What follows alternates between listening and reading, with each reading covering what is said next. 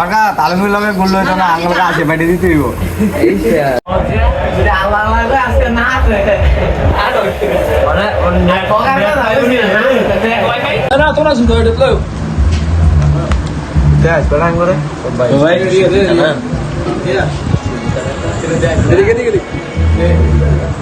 ভাই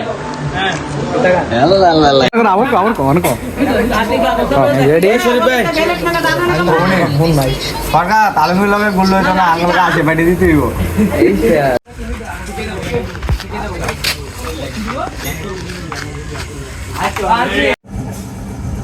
2026 ফিফা বিশ্বকাপ ফাইনালে বর্তমান চ্যাম্পিয়ন আর্জেন্টিনাকে 1-0 গোলে হারিয়ে স্পেনের বিশাল জয় বা শিরোপা জয়।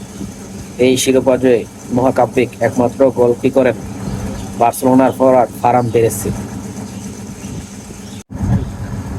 আর্জেন্টাইন ফরওয়ার্ড অ্যান্টোনিও ফার্নান্দেজ ম্যাচের 90 মিনিটে স্পেনিশ একটি খেলোয়াড়কে ফাউল করে রেফারির সঙ্গে সঙ্গে তাকে লাল কার্ড দিয়ে দেয়। তারপর আর্জেন্টিনা 10 জনের দলে পরিণত হয়। সেই সুযোগেই স্পেন তাদেরকে জয়সূচক গোল দিয়ে হারিয়ে দেয়।